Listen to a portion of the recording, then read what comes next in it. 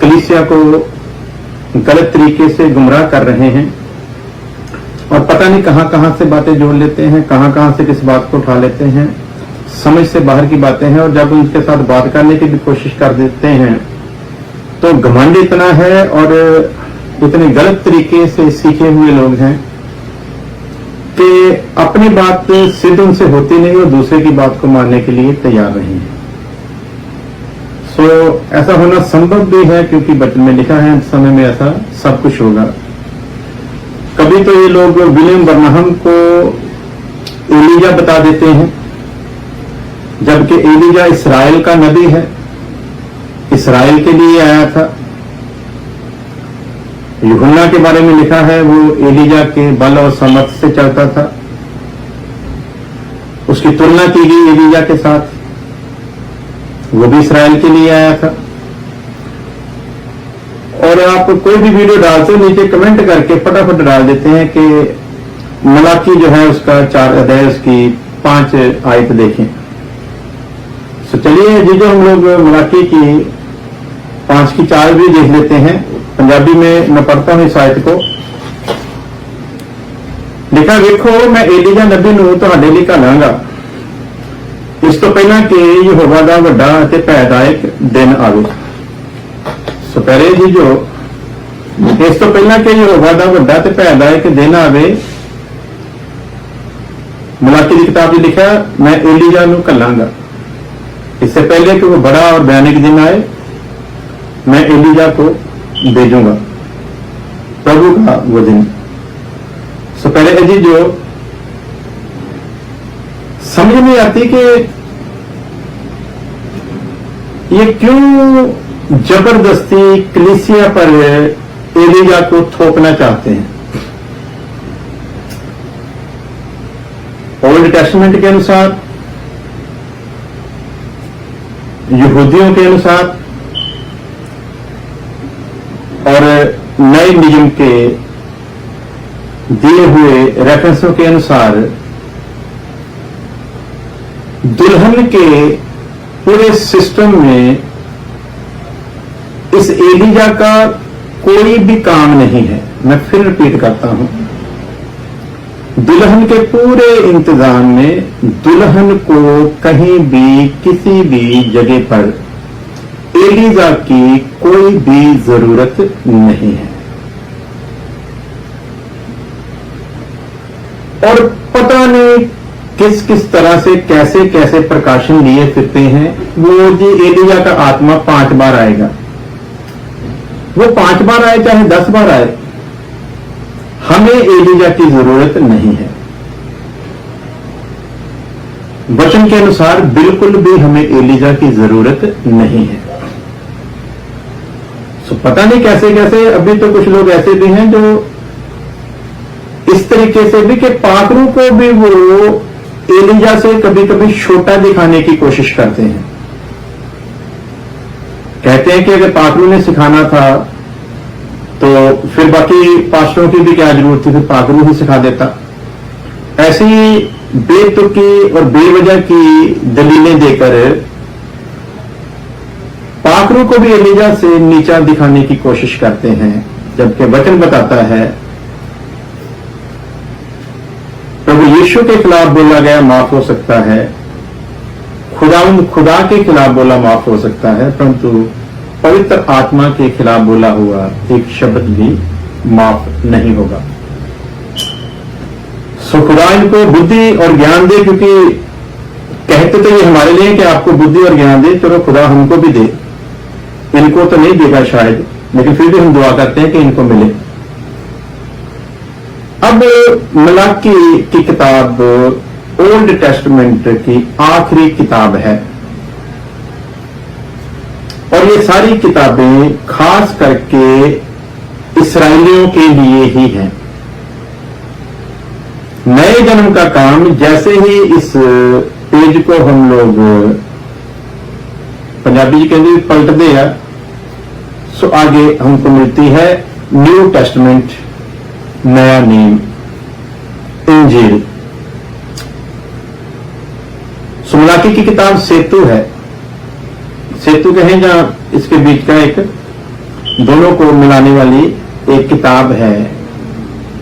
अगर एक पेज को इस तरफ करेंगे तो ओल्ड टेस्टमेंट का सारा सिस्टम हमारे सामने आता है, अगर एक पलट दूसरी तरफ करते हैं तो न्यू टेस्टमेंट का।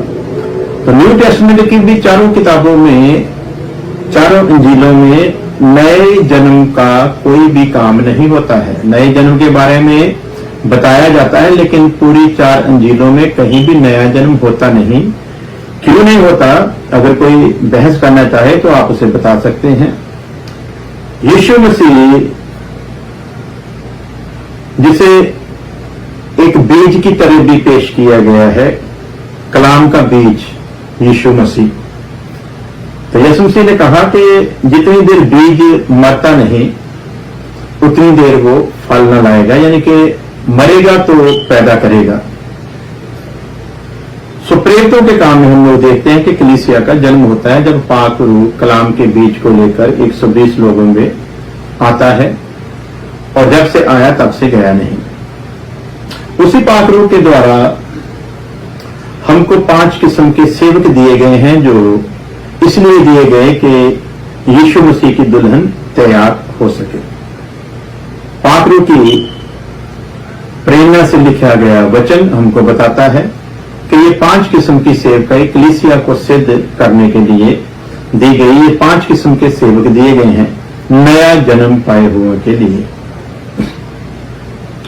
तो जब नए जन्म पाए हुए के लिए हैं तो हम देखते हैं कि वहां लिखा है इफिसियों का खत, उसका 4 अध्याय उसकी 11 वर्ष में, कि उसने कईयों को रसूल, कईयों को नबी, कईयों को प्रचारक, कईयों को पास्टर और कईयों को साध करके दे दिया।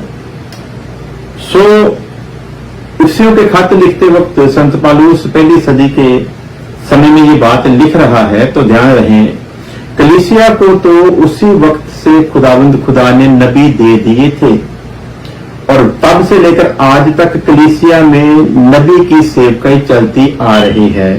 इसलिए इस कलीसिया को, इस दुल्हन को एलिया या मूसा या ऐसे किसी भी नबी की कोई भी जरूरत नहीं है। क्यों नहीं है? यीशु मसीह ने कहा कि जो दिन तुम देखते हो, पुराने नबियों ने चाहा कि इस दिन को देख सके पर नहीं देख सके।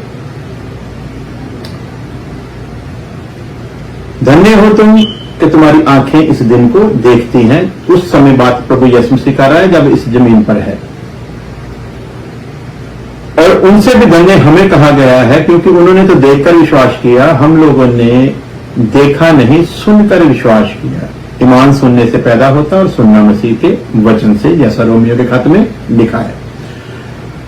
सो प्यारे जी, जो हमें तो पाक रूह के वसीला से 5 किस्म के सेवक ऑलरेडी मिल चुके हैं, जिसमें नबी की सेवकाई 2000 साल से ही चली आ रही है।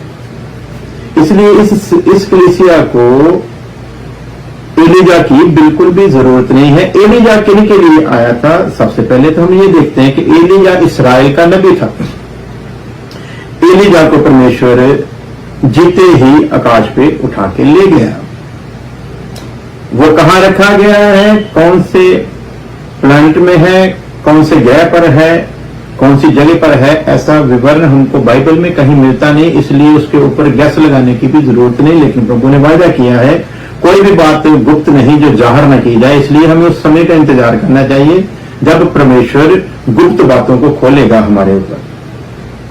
सो आइडिया से हम लोग नहीं कह सकते कि वो स्वर्ग में है, या वो फिरदौस में है, या वो किसी और ग्रह पर है, क्योंकि जब लिखा नहीं तो हमको आइडिया लगाने की भी जरूरत नहीं है, क्योंकि स्वर्ग के बारे में तो लिखा है लहू और मांस स्वर्ग में प्रवेश नहीं करते हैं। तो यदि वो लहू और मांस समेत गया है तो कहां पर रखा गया है ये खुदा ही जानता है, हमको इस पर ज्यादा विवाद करने की जरूरत नहीं है। सो प्यारे अजी, जो हम देखते हैं कि एलिया इस्राएल का नबी है। जब यीशु मसीह जिस्म में इस जहान में आते हैं और इस्राएल में जन्म लेते हैं और पूरी सेवकाई जो है इस्राएल में ही करते हैं। दूसरे शब्दों में कहा जाए तो वचन ये भी कहता है, प्रभु यीशु मसीह ने खुद ही कहा है कि मैं इस्राएल की खोई हुई भेड़ों के लिए आया हूं। सो जिस्म में तो उसका आना इसी तरह था, लेकिन आत्मा में सिस्टम जो है वो सारी संसार के लिए, सारी दुनिया के लिए था। पहले समय में शहीदों को भी इसराइल में ही प्रचार करने के लिए भेजा गया, लेकिन मत्ती की अंजील 19 और 20 आयत जब 18 से लेकर पढ़ते हैं तो हमें पता चलता है कि अब ये खुशखबरी जो है संसार में लेकर जाना है। सो पहले जी जो यीशु मसीह बदर में आता है, उससे पहले यूहन्ना इस जहान में आता है यीशु मसीह के रास्ते को सीधा करने के लिए, तैयार करने के लिए। और वहां पर हम लोग देखते हैं कि अलग अलग शब्द सामने आते हैं। यूहन्ना से तो पूछा गया क्या तू वो नबी है या तू एलीजा है? उसने साफ कह दिया कि मैं नहीं हूं, मैं तो जंगल में एक आवाज देने वाले की पहचान में हूं। सो पहले अजी जो एक जगह यीशु मसीह ने कहा है, मानो या ना मानो आने वाला एलीजा यही है।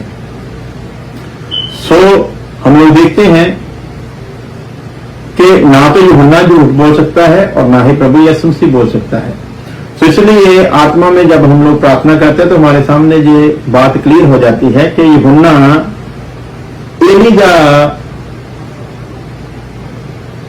जिस ढंग से चलता था, एलीजा में जो गैरत थी, सेम वैसा ही था यूहन्ना।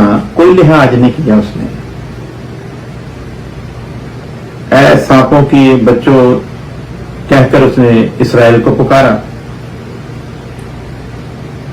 मौजूदा बादशाह का भी लिहाज नहीं किया। सो उसकी इस दिलेरी के कारण वचन के अनुसार हमारे सामने ये बात आती है कि वो एलीजा के में जो आत्मा कार्य करता था, जिस ढंग से एलीजा में वो आत्मा परमेश्वर का कार्य करता था, सेम आत्मा जो था वो एलीजा यूहन्ना में काम करता था।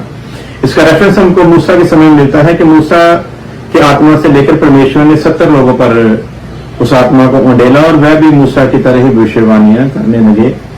और वहां पर देखते हैं कि मूसा ने अपनी इच्छा जाहिर की कि काश के खुदा के सभी लोग नबी होते।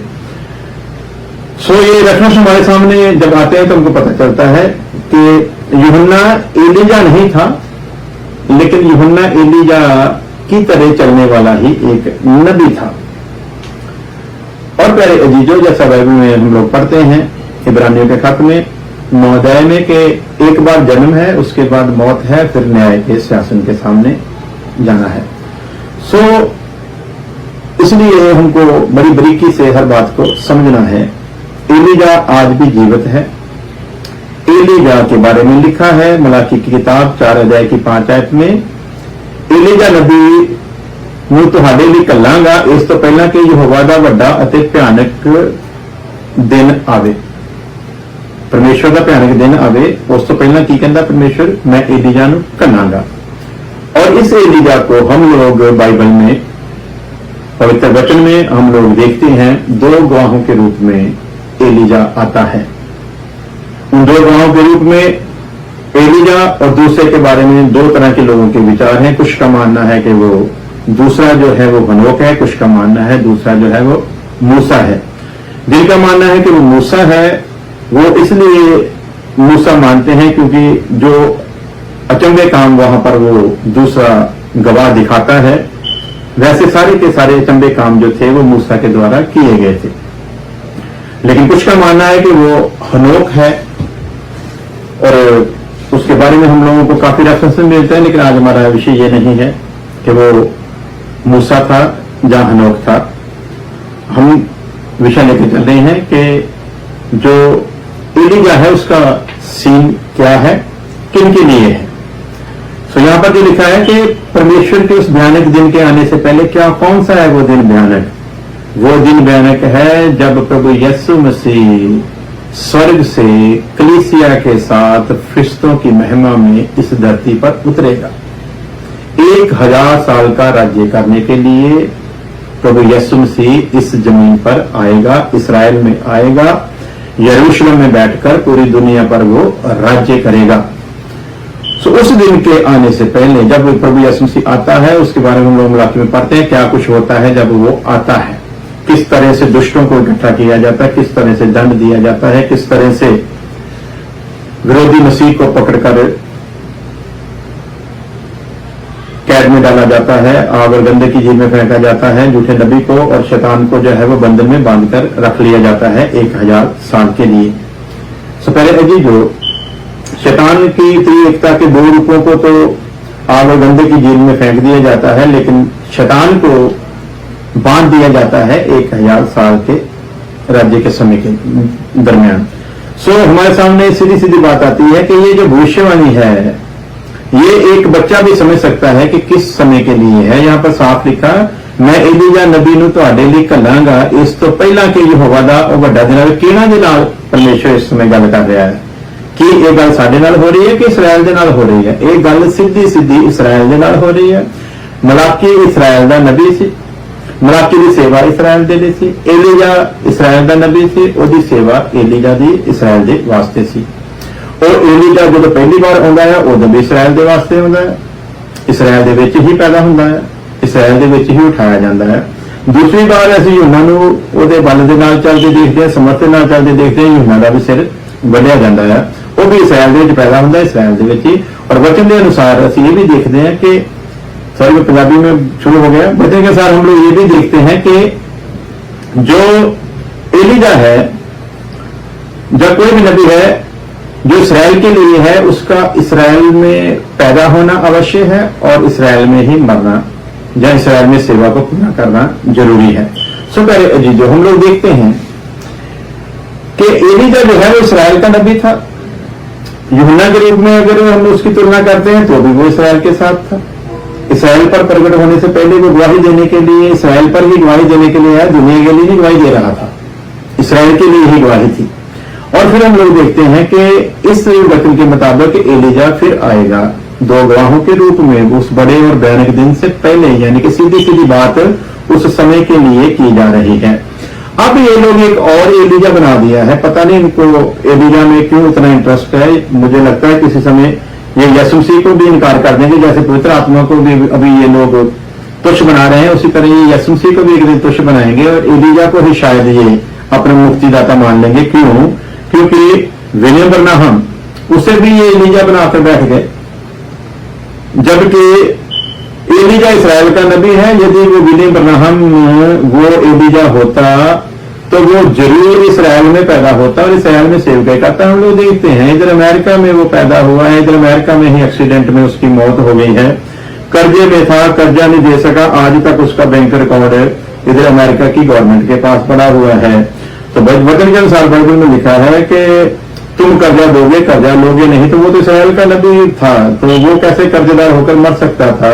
और वैसे भी खुदा का दास को कर्जे की क्या जरूरत पड़ी? तो कुछ फिर जो ज्ञानी लोग हैं वो बोलते उसने अपने लिए थोड़ी, आप तो झुग्गी में रहता था, उसने कर्जा भी किसी के लिए पकड़ा हुआ, किसी की सेवा की होगी, कर्जा पकड़कर क्या जरूरत थी? जब वचन में लिखा है कि तू किसी का कर्जदार ना हो रहे, तो फिर वो उसको कर्जा पकड़ने की क्या जरूरत थी? और अगर उसने ऐसी सेवा भावना के साथ किया भी था तो परमेश्वर ने फिर उसे कर्जदारी में मरने कैसे दे दिया? और आज भी बैंक रिकॉर्ड बोलता है कि वो कर्जदार था, एक्सीडेंट में मौत हो जाती है और एक शराबी के साथ उसकी एक्सीडेंट होता है। सो ऐसी जिल्लत की मौतें खुदा अपने सेवकों को नहीं देता है। जिल्लत की मौतें, खतरनाक मौतें मिल सकती हैं लेकिन जिल्लत की मौतें नहीं। उनको तो जलाल की मौत मिलती है। और मेरे पिछले दिनों में किसी के साथ बात हो रही थी और यहां पर भी देखें, उस विलियम ब्रनहम को सच्चा नबी साबित करने के लिए यीशु मसीह को भी तुच्छ बना दिया और मिसाल क्या दी है। लो जी, ये क्या बात हुई? अब अगर हम देखें कि वो एक्सीडेंट में मरा तो हम लोग यीशु मसीह की मौत भी देखें, कितनी वो लानती मौत थी, सलीब पर जो लटकाया जाना था वो लानत की निशानी थी। तो देखिए एक तुच्छ आदमी को कैसे यीशु मसीह के साथ तुलना करके यीशु मसीह को उससे भी कहीं ज्यादा गिरा हुआ बना देते हैं।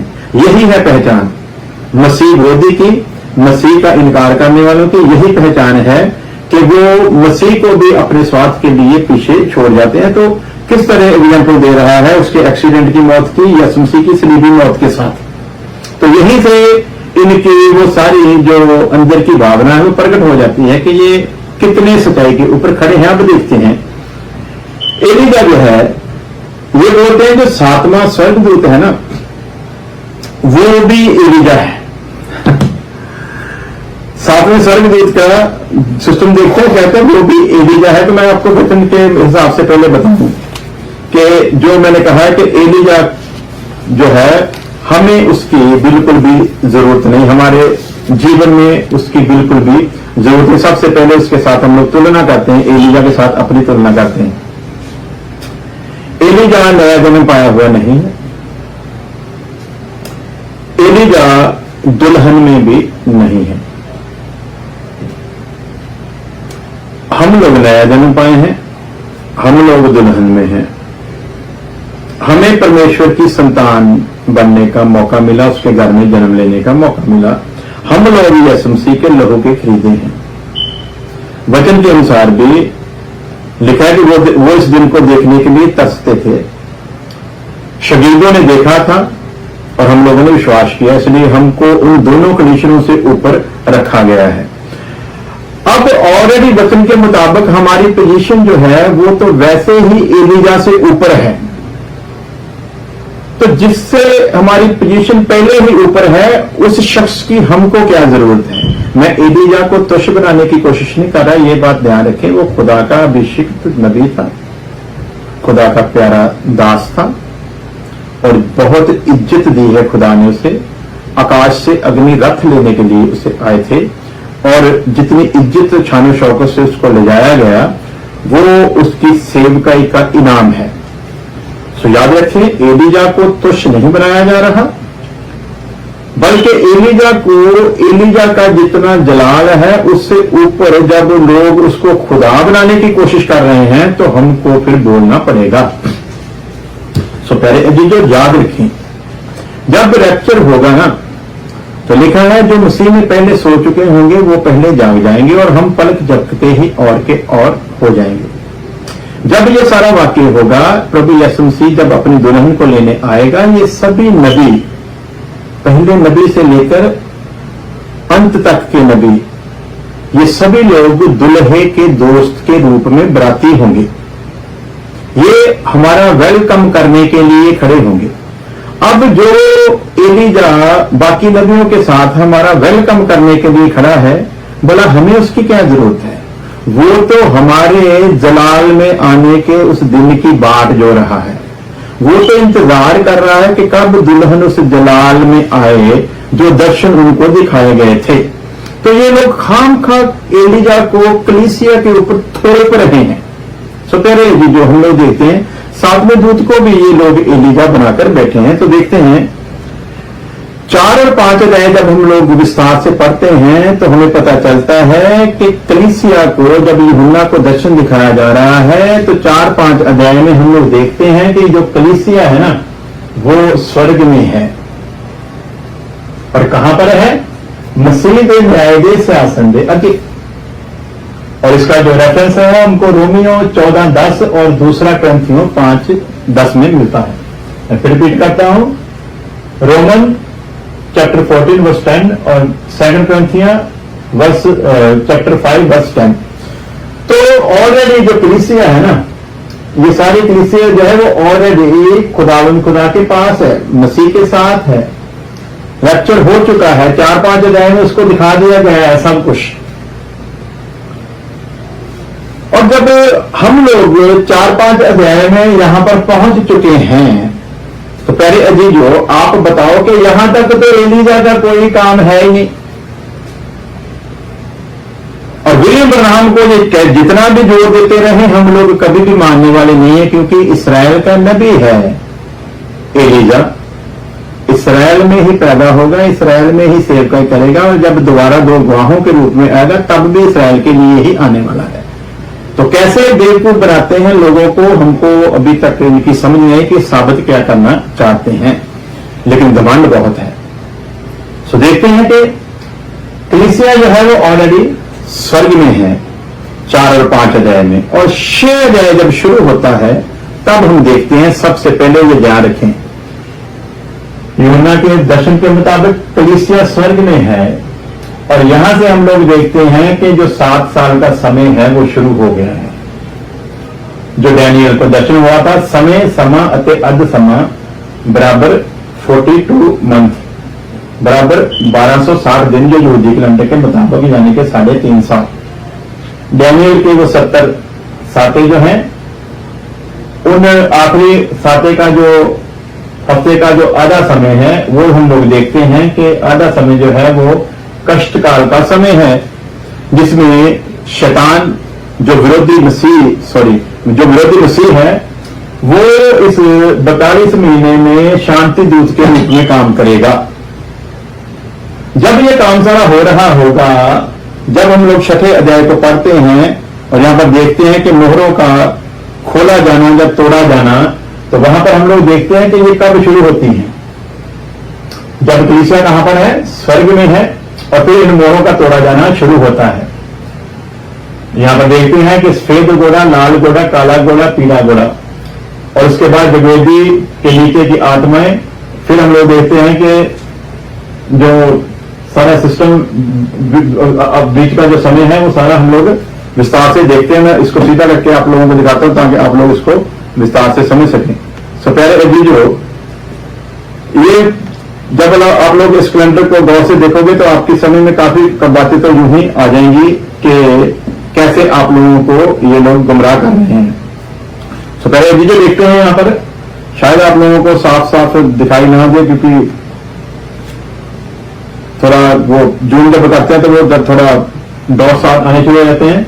तो देखते हैं कि यहां पर नंबर 1 कि ये है सफेद घोड़ा, लाल घोड़ा, काला घोड़ा, पीला घोड़ा, और जगवेदी के नीचे आत्माएं, और फिर शरीर की तब्दीली, और बीच का समय सोने के दूतदान के आगे का जो सारा सिस्टम खामोशी जो हम लोग देखते हैं। सो पहले अजीजों, यहां पर हम लोगों ने देखा है कि ये 7 मोहरें जो हैं ये कब खोली जाएंगी। जब ये सवाल करते हैं तो आप इनसे सीधा सीधा सवाल करो कि भाई हमको सिर्फ एक बात बता दो कि वचन के अनुसार जो लिखा है छठे अध्याय में जो मोहरें खोली जाएंगी, वो सिर्फ हमको ये बताओ जब मोहरें खोली जानी है तब कलीसिया जमीन पर होगी जहां रैप्चर हो चुका होगा। जहां पे ये लोग सिद्ध करें कि नहीं, उस वक्त कलीसिया जमीन पर ही होगी जब ये सफेद घोड़ा, लाल घोड़ा, काला घोड़ा, पीला घोड़ा ये सभी आएंगे, ये सारे जो सिस्टम है संसार पे होंगे, तब कलीसिया कहां पर होगी। तो इस समय में हम लोग सीधा सीधा देखते हैं, पिछले दिनों में हम लोगों ने इसके ऊपर विस्तार से स्टडी की थी कि यीशु मसीह का सारा जो सिस्टम है यहूदियों में पैदा हुआ था, इसलिए जो भी कुछ करेगा कलीसिया के साथ वो यहूदी मत के अनुसार और उनके जो बनाए हुए रूल हैं खुदावंद के दिए हुए उसी के मुताबिक करेगा। तो हम लोगों ने पिछले दिनों में देखा था कि यहूदी जो है वो जब शादी करते हैं तो 7 दिन के लिए आनंद का एक उत्सव होता है, 7 दिन के लिए दुल्हा दुल्हन है जो अलग रहते हैं और उत्सव मनाया जाता है, और वो जो 7 दिन का उत्सव होता है वो इन 7 सालों को दिखाया जाता है। कलीसिया जो है स्वर्ग में 7 साल के लिए आनंद करेगी, खुशी मनाएगी, और संसार में ये सारा कष्ट होगा। तो ये 6 मोहरों का जो खोला जाना है, ये सीधा सीधा बाइबल बताती है, इसमें कोई भी गुंजाइश बात नहीं, कोई भी छुपा हुआ भेद नहीं है। साफ करके बाइबल बताती है कि ये सारा समय काल जो है शुरू होगा जब कलीसिया जो है, जब दुल्हन जो है वो आकाश पे ऑलरेडी होगी। सो 6 मोहरें जो 7 मोहरें खोली जाएंगी 6 अध्याय के मुताबिक, ये देखते हैं कि ये दुल्हन के आकाश पर उठाए जाने का समय के बाद का समय है। 7 अध्याय में देखते हैं मोहर लाए हुए इस्राएली स्वर्गवासियों का हाल।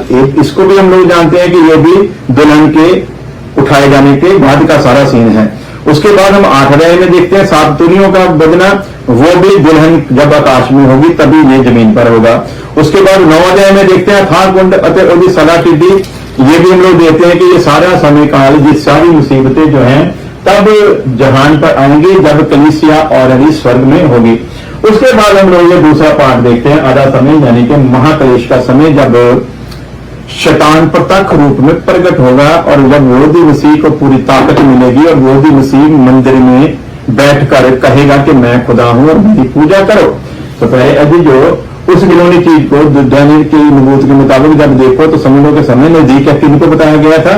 ये भी समय जो है ये दानियल की भविष्यवाणी के मुताबिक हमको नहीं बताया गया। अगर हम लोग तैयारी करते हैं, रैप्चर के लिए तैयार हैं, तो हम उस गिनौनी चीज को देखने वालों में नहीं है।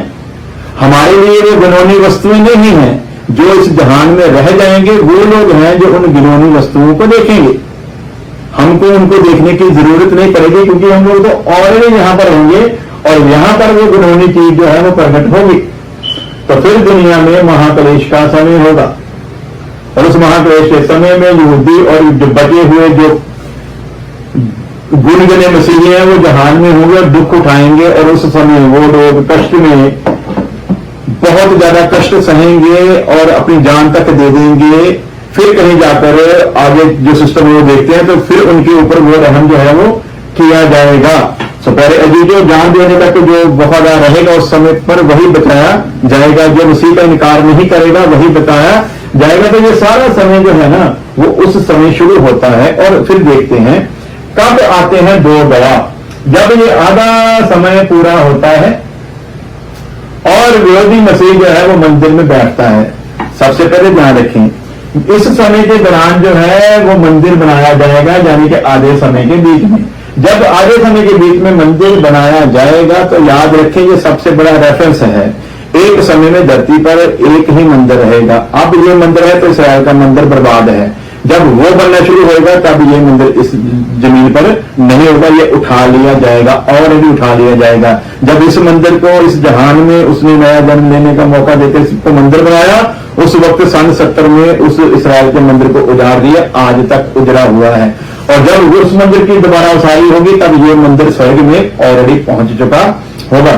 तो इस समय के दौरान मंदिर बनेगा, ये याद रखें। और तब दुल्हन कहां पर होगी? स्वर्ग में होगी।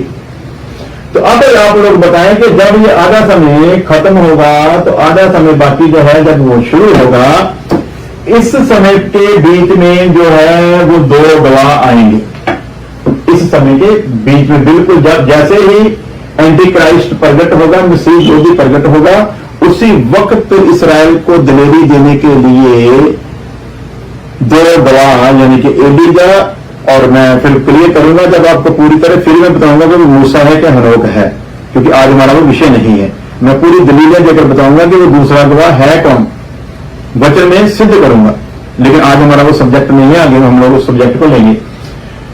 तो वो दो गवाह आएंगे, कब आएंगे? जब महाक्लेश का समय यानी कि आधा समय खत्म हो चुका है और बाकी का आधे समय जब शुरू होगा, हफ्ते का दूसरा आधा हिस्सा जब शुरू होगा, तब जैसे ही विरोधी मसीह प्रकट होगा, प्रत्यक्ष रूप में कहेगा कि मेरी पूजा करो, मैं खुदा हूं, उसी वक्त जो है वो दो गवाह भी इस जमीन पर आते हैं। उससे पहले है कि वो 11 अध्याय में दो गवाह आते हैं। 10 अध्याय में हम उस 7वें दूत के बारे में पढ़ते हैं, जिसको हमारे ये अजीज भाई, हमारे ज्ञानवान भाई, उसको भी ये लोग एलीजा बना रहे हैं। मैंने जिस दिन से ये सुना ना कि उसको भी एलीजा बना, मैंने बहुत बार इस अध्याय को पढ़ा। मैंने खुदा से भी पूछा कि खुदा कहीं हम लोग भी गलत तो नहीं। तो मुझे यहां पर कोई ऐसा रेफरेंस नहीं मिला, कुछ भी ऐसा नहीं मिला जो ये सिद्ध करे कि ये 7वां जो स्वर्गदूत है वो एलीजा है। एलीजा जो है वो जैसा था वैसा ही उसको दिखाया गया आकाश पर जाते हुए, आज भी वो वैसा ही है। इस स्वर्गदूत के बारे में जब हम लोग पढ़ते हैं तो 10 अध्याय में पढ़ते हैं, मैं एक और बड़ी दूत ਨੂੰ ਬੱਦਲ ਪਹਿਨੇ ਹੋਏ ਆਕਾਸ਼ੋਂ ਉੱਤਰਦੇ ਦੇਖਿਆ ਤੇ ਉਹਦੇ ਸਿਰ ਉੱਤੇ ਮੇਘ ਧਨੁਖ ਸੀ ਅਤੇ ਉਸ ਦਾ ਮੂੰਹ ਸੂਰਜ ਵਰਗਾ ਅਤੇ ਉਸਦੇ ਪੈਰ ਅਗਨ ਦੀਆਂ ਥੰਮਾਂ ਵਰਗੇ ਸਨ ਅਤੇ ਆਪਣੇ ਹੱਥ ਵਿੱਚ ਇੱਕ ਖੁੱਲੀ ਹੋਈ ਛੋਟੀ ਪੋਥੀ ਜਿਹੀ ਉਸਨੇ ਫੜੀ ਹੋਈ ਸੀ। ਉਸਨੇ ਆਪਣੇ ਸੱਜੇ ਪੈਰ ਨੂੰ ਸਮੁੰਦਰ ਉੱਤੇ ਅਤੇ ਖੱਬੇ ਪੈਰ ਨੂੰ ਧਰਤੀ ਉੱਤੇ ਰੱਖਿਆ ਸੀ। अब आप बताओ यार कैसे हैं ये लोग? एक इंसान स्वर्गदूत बन गया। धर्मी जनों की तुलना तो स्वर्गदूतों से की गई है, लेकिन स्वर्गदूतों जैसे नहीं बना दिए जाते कि उनके आकार इतने इतने बड़े हो जाएं कि उसका एक पांव समुद्र पर हो और एक पांव धरती पर। पता नहीं कहां से प्रकाशन लाते हैं। और दूसरे को फिर कहते हैं कि नहीं, हम आप हमारी बात मान लो, जो हम कहते हैं वही सही है, प्रकाशन तो हमको ही मिला है, आपको कुछ पता नहीं। फिर ये सिद्ध करने की कोशिश करते हैं। तो एलीजा जिस रूप में जैसा रूप में गया था वैसे ही रूप में दो गवाहों के रूप में वो वापस आएगा। तो पहले जी जो ये तो किसी कीमत पर भी कोई सिद्ध करके बताया कि 10 अध्याय का 7वां स्वर्गदूत कैसे एलीजा है। दूसरी बात हम मान लेते हैं, इन्हीं की मान लेते हैं, क्योंकि ये तो नहीं मानेंगे, हम इनकी मान लेते हैं कि ये 7वां दूत भी एलीजा ही है। चलिए मान लीजिए, इन लोगों को खुश कर देते हैं, ठीक है मान लीजिए। अब आप मुझको बताओ दो गवाह भी जब प्रकट होते हैं, कब प्रकट होते हैं? जब विरोधी मसीह प्रकट होता है। वचन में साफ करके लिखा है। और 10 अध्याय में आपका 7वां स्वर्गदूत एलीजा यानी कि प्रकट होता है। ये दोनों अध्याय को जब हम स्टडी करते हैं तो इससे पहले हमने क्या देखा है? नंबर 1, 7 मोहरें तोड़ी गई हैं। मोहर लगाए हुए इसराइली स्वर्गवासियों का हाल, 7 तुरियां, और उसके बाद अथाह कुंड और सला, ये सब कुछ जो वाक्य हैं ये कलीसिया के स्वर्ग में जाने के बाद के सारे वाक्य हैं।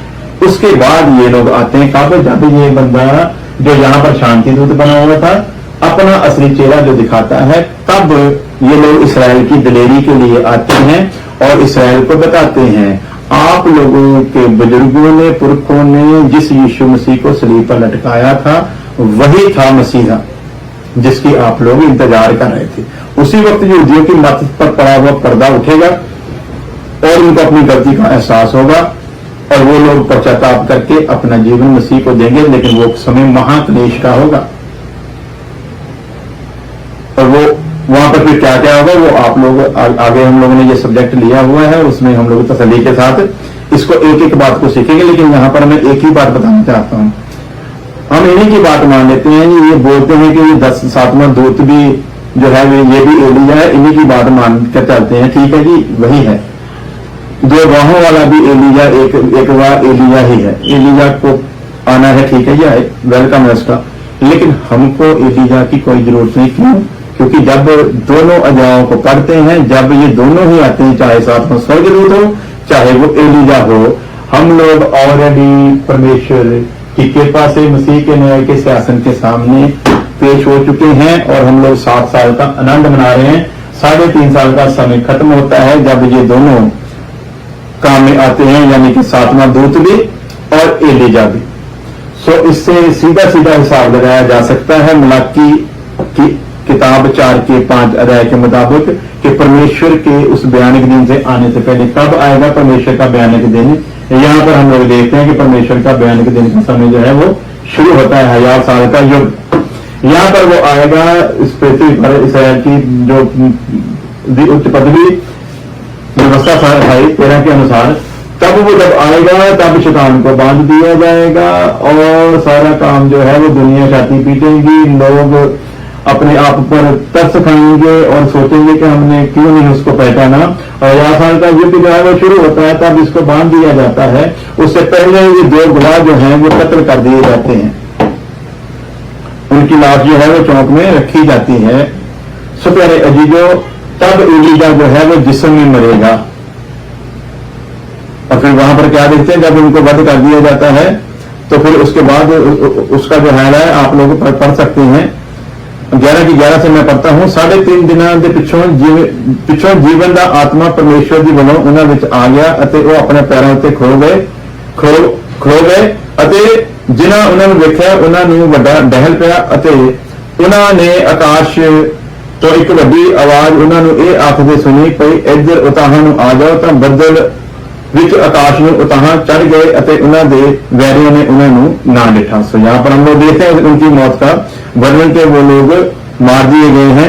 कब मार दिए गए हैं? जब ये 42 महीने का समय पूरा होता है तब उनको वध कर दिया जाता है। 3.5 साल तक 3.5 दिन तक जो है वो उसके बारे में जो हमने पढ़ा। 3.5 दिनों के पिछों जीवन का आत्मा उन्होंने आ गया अते अपने पैरों से खड़ो गए। सो प्यारे अजीजों, यहां पर हम लोग साफ देखते हैं कब का समय है। ये समय 2 गवाहों का, जब कलीसिया स्वर्ग में है और यीशु मसीह के आगमन का समय जो हो चुका है और वो आने वाला है। उससे पहले ये सारा सिस्टम जो है हमको बताता है यहां से लेकर यहां तक ये 7 साल का समय है। इसी के बीच 7वां स्वर्गदूत आता है, इसी के बीच एलिया आता है। उससे पहले कलीसिया स्वर्ग में है। तो अब बताइए, एलिया चाहे स्वर्गदूत के रूप में आए चाहे वो 2 गवाहों के रूप में आए, हमको उसकी कोई जरूरत नहीं है। क्योंकि वो जब भी आएगा इसराइल की दिलेरी के लिए और इसराइल के साथ वायदे के कारण और इसराइल का नबी होने के कारण इसराइलियों की दलेरी के लिए ही वो आएगा। उसका हमारे जीवन से कोई संबंध नहीं है, बल्कि वो हमारे जलाल को देखने के लिए उसकी आंखें तरस रही हैं कि कब यीशु मसीह के बराती बनकर वो इस दुल्हन का स्वागत करने के लिए आएंगे। सो प्यारे अजीजों, इन झूठे लोगों से सावधान रहें जो कभी तो विलियम ब्रनहम जैसे आदमी को एलिजा बना देते हैं, जिसका हमारे लिए कोई सीन नहीं। क्यों सीन नहीं, वो मैंने आपको सीधा क्लियर करके बताया है। एलिजा इसराइल का है, हमारे साथ उसका कोई संबंध नहीं। विलियम ब्रनहम तो अमेरिका में पैदा होता है, उसका इसराइल के साथ कोई संबंध नहीं। उसके बाद ये लोग कहते हैं कि नहीं जी, तब भी जब यीशु मसीह आया उससे पहले एलिजा आया था, अब भी जब यीशु मसीह आएगा उससे पहले एलिजा आएगा। जब यीशु मसीह स्वर्ग से बादलों में दुल्हन को लेने के लिए आएगा, तब एलिजा का क्या सीन है जी, वो भी बताएं। एलिजा क्यों आएगा हमारे लिए? हमको तो पहले से 5 किस्म की सेवकाई में नबी दिया है और नबी हमेशा हमारे पास रहे हैं, किसी न किसी रूप में कलीसिया में वो लोग काम करते आ रहे हैं। उन्हीं नबियों के द्वारा और बाकी 4 सेवकों के द्वारा जो 5 किस्म की सेवकाई है, वही है जो कलीसिया को कामयाब सिद्ध करने के लिए दिए गए हैं। इसलिए हमको इसराइल के किसी नबी की जरूरत नहीं है। इसराइल का नबी इसराइल को मुबारक हो। और यदि आप लोग भी अपने आप को इसराइली समझते हैं तो फिर ये ध्यान रखें, इसराइली जो है उनकी बुद्धि पर पर्दा पड़ा हुआ है, तो मुझे लगता है कि आप पर भी पड़ा होगा। इसराइली जो है वो अभी भी शरह का जीवन जी रहे हैं, तो मुझको लगता है फिर आप भी शरह के जीवन में हैं। इसराइली यदि शरह के जीवन में है तो शराब के नीचे हैं, तो फिर आप लोग भी शराब के नीचे ही होंगे। सो बुरा मत बनाएं, वचन को उस ढंग से लोगों के पास ना लेकर जाएं जिस ढंग से विलियम ब्रनहम मिनिस्ट्री ने आपको सिखाया है, बल्कि बाहर निकले उनकी सोच से वचन पर दोबारा अध्ययन करें, फिर उसके ऊपर मोहर लगाएं। आप लोगों के ही भी बहुत लोगों से मेरी बात हुई है, वो कहते हैं कि जो दूसरा गवाह है वो मूसा है। हम भी मानते थे कि वो मूसा है, लेकिन उसके बाद फिर हम लोगों ने गहन विचार किया तो पता चला कि वो मूसा नहीं हो सकता। तो पहले जी जो वो क्यों नहीं हो सकता वो हम लोग आने वाले दिनों में सीखेंगे। अब के लिए इतना ही काफी है और मैं सभी से गुजारिश करूंगा आप लोग इस वचन को बार बार ध्यान से सुने, और यदि आपके पास ये लोग ऐसे कोई बात लेकर आते हैं तो इनसे ये सवाल जरूर करें, क्योंकि कलीसिया के स्वर्ग पर जाने के बाद ही 7 मोहरें जो है वो तोड़ी जाएंगी। 7 तुरियों का समय होगा, 7 प्राणियों का समय होगा, उसके बाद के बीच का समय होगा, फिर 7 कटोरों का समय होगा। तो ये सब कुछ जो है क्लेश और महाक्लेश के समय में होगा, तब धरती पर कलीसिया नहीं होगी। इसलिए यदि वो आता है, बेशक आपके कहने के मुताबिक वो 7वां दूत ही एलिया क्यों ना हो, वो भी इसराइल के लिए है। यदि 2 गवाह आते हैं वो भी इसराइल के लिए है, तो हमारे लिए उनकी कोई जरूरत नहीं है। इनको यही कहकर बस बात खत्म कर दो, आपका एलिया आपको मुबारक हो। हमें एलिया नहीं, हमें यीशु मसीह चाहिए, जिसकी हम लोग इंतजार कर रहे हैं, जो हमारी धन्य आशा है। आइए हम लोग प्रार्थना करते हैं। तेरे खुदावंद खुदा तेरा धन्यवाद करते हैं तेरे लोगों के लिए जिन्होंने इस वचन को सुना। खुदावंद उन सब पर तेरा रहम मांग लेते हैं, और तो अपने लोगों की बुद्धि को पूरी तरह खोल ताकि वचन को समझ सके, और ऐसे जो झूठे प्रचार करने वाले हैं उनको उनसे कलीसिया को सावधान कर सके और खुद भी सावधान रह सके। कृपा करो। जितनों ने भी दुआ करने के लिए कहा, सभी को